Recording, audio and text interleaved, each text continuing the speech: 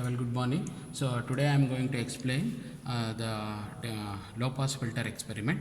So, it is a second order low pass filter we have designed, and the cutoff frequency what we have designed is for 1 kilohertz, and this is the design equation. So, in the yesterday's demonstration, I have shown you how to design a second order low pass filter. We have taken R2 and R3 as 15K, and C1 and C2 as 0.01 microfarad, and the resistance, feedback resistance RF and R1 to be equal to 10K, so that the gain of the op-amp is always equal to 2. Okay, so now as per this circuit diagram, I have rigged up the circuit. So let us see how the circuit is been designed, rigged up here. Okay, so we have used OPO7. So I have connected the plus VCC to pin number 7, minus VCC to pin number 4, and resistance R2 and R3 they are connected in series, and with the capacitors C1 and C2 connected in parallel, and the input is connected to one of the resistance R2 here. Okay, so and the feedback resistance, one of the resistance is connected to pin number 2 and it is grounded, and from the same pin number 2 we have connected to pin number 6. So from the pin number 6 we have taken the output. Okay, so now before starting the experiment, so let us check the biasing voltage. So from the power supply, so I have checked this one, so this should be equal to 12 volts. So I am using the multimeter to check that. So if you see here, so it is showing 12 volts, it is connected to pin number 7, and similarly, so we have to check minus 12 volts, so it is showing minus 12 volts, I have connected to pin number 4. Okay, so this is the basic check you have to do, so while doing this experiment. Okay, so now we have connected the frequency generator. So here, so it is been connected to pin number 2, and I have taken the sine wave and I have set the frequency to 100 hertz, and the voltage of the signal we have connected to 2 volts. So input voltage is 2 volts and frequency I have set is 100 hertz. So since we are doing low pass experiment, so it passes the low frequencies and it attenuates the high frequency component. So now let us start the experiment.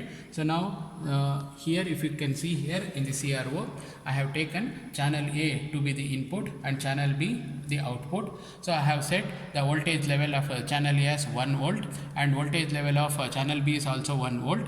So since it is 2 volts, it is showing 2 readings here, 2 boxes. So it is 2 volts, and since the gain is 2, so it should be 2 into 2, 4 volts we should get. So we are getting 1, 2, 3, 4 boxes, it is equal to 4 volts.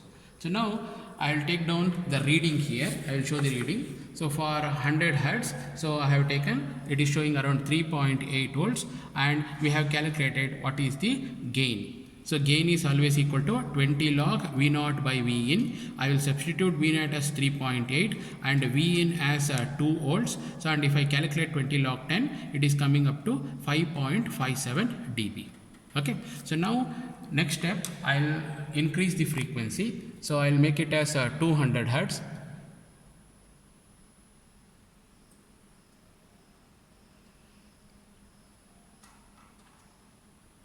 Okay, so I have made it 200, and if you can see here, so for low frequencies the gain is constant, so therefore this is also showing 4 volts only, and anyhow the input voltage is always constant at 2 volts. So now here also the output is 4 volts. So now I will increase the frequency further to 300 hertz.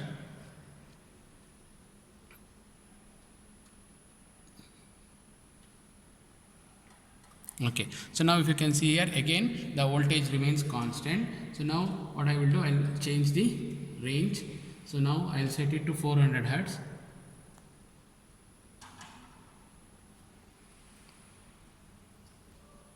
Okay, so now I have set it to 400 hertz. If you see here, it is again same. So up to 1K the gain will be constant. Okay, so now 500 also same voltage you are getting. So if you want to see it clearly, so I will increase this one time base. So you are seeing it is constant only. Now I will increase the frequency to 600 hertz. Again the same value. So each value you have to note down here. I have written like this. So it is showing 4 volts constant. So up to 1K, so it is showing constant. Now the frequency is 700 hertz. So it is also same. Then I'll increase the frequency to 800 hertz. So again same. So I'll increase the frequency to 900 hertz. Again the same voltage. So if you see here, you are getting the same voltage. So now if I go to 1 kilohertz, so now there will be small change. Okay, now it is also 1 kilohertz also, it is showing same. So now I'll go to 1.1 kilohertz. So now there is a small change here.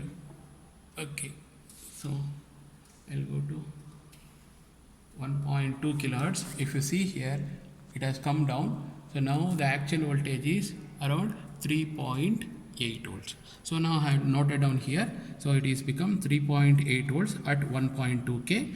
Then the attenuation, that is the voltage gain, it is become 5.57 dB. Now if you see here, now I'll increase the frequency to 1.3. So again it has come down small amount. It is showing 3.6. So I noted down here 1.3 k, it is 3.6 volts. So now I'll go to 1.4 k. So now again it has become 3.1. So if you see here, okay, it is showing 3.1 volts here. So now I'll increase the frequency further. So I'll go to 1.5 k. Again for 1.5 k, it has become 2.8 volts. If you see here, so it has become 2.8 volts. So now I'll go to 1.6 k. So it has further decreased. I think it is around 2.5. So like that I'll go up to 1.7. So same thing, 1.7 it has become 2.2 volts. So now 1.7, from that I'll directly go to 2 kilohertz. So I have switched over to 2 kilohertz. So for 2 kilohertz it has become around 1.6 volts. So it is clearly seen here. If you can see here, it is only one box, so 1.6 volts. Okay, and my voltage level here I have set it is 1 only, so one box plus something, so it is 1.6 volts. So now I will go to 2.5 kilohertz. Okay, I will go to 2.5 kilohertz. Okay, so now for 2.5 kilohertz, it has become exactly, I think, 1 volt. It has become, you are seeing here, exactly one box, it is 1 volt. So now I will go to 3 kilohertz now.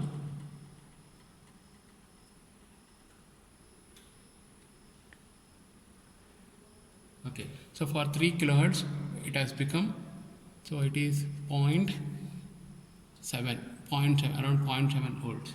Okay, then I'll go to 4 kilohertz.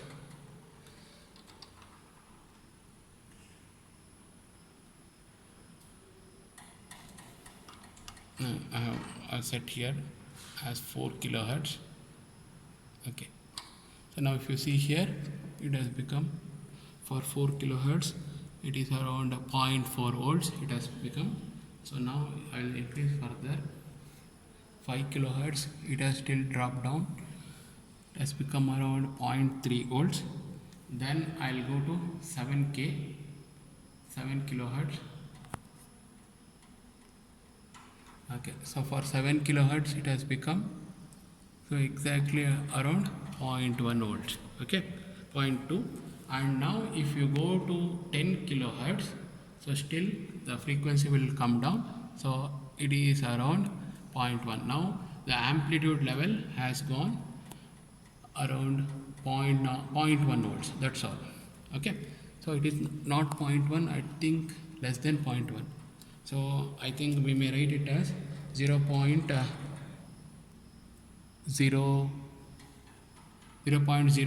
I think I can write it as 0.01 or 0.09. Okay, so now after reaching 10 kilohertz, so you stop the experiment and then you try to calculate, so what is the roll-off rate of the given filter. So for that, what we do here is, so we will come to the cutoff frequency. So here the cutoff frequency is 1 kilohertz. So in that point the voltage level was 4 volts. So now I will calculate what is the dB for that. So in gain, so it is 6.02 dB we get.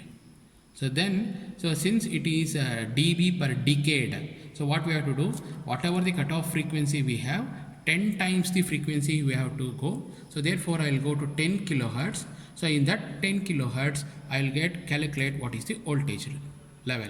So this is 0.1 volts we have. So now again I will calculate what is the gain in dB. It has come to minus 26.0 dB. Okay. So next we will calculate what is the roll-off rate.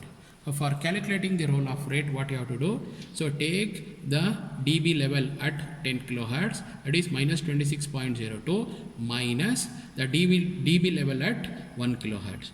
So now it is minus 26 minus 6, it has come up to minus 32.04 dB. Okay, so this is the practical roll-off rate what we have got. Okay, so now if you observe here, so this is what the frequency response of the low pass filter. So now at this point FC, the gain has started reducing, and this reducing rate we call it as the roll off rate. Theoretically it is minus 40 dB, but practically we have got it as minus 32 dB.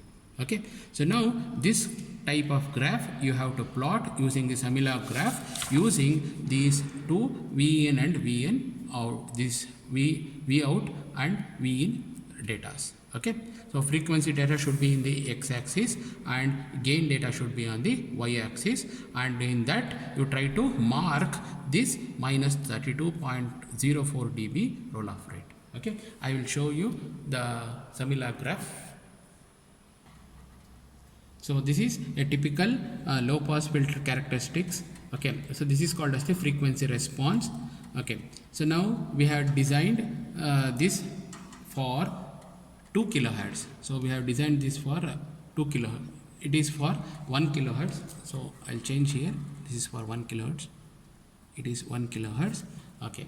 So now if you see here, so we have got the value as, see, this is 5 dB. You are seeing here, this is 5 dB. So up to 1 kilohertz the gain is constant here. So after 1 kilohertz it has started dropping down. Okay, so now what we have done, so we have come down minus 3 dB from that. So minus 3 dB bando. So we have drawn a line. So it has cut at this point and we have marked here, and this is around 1 kilohertz. Okay, so now how to calculate here? So we had got one example here. It has come minus 29.54 and minus 6, so it is around minus 35. Okay, so any dB level above 30, it is good in practical cases. So this is what the frequency response curve you have to plot in your records. Hope you have understood. Okay, so we'll go for the next experiment, that is high pass filter. Thank you.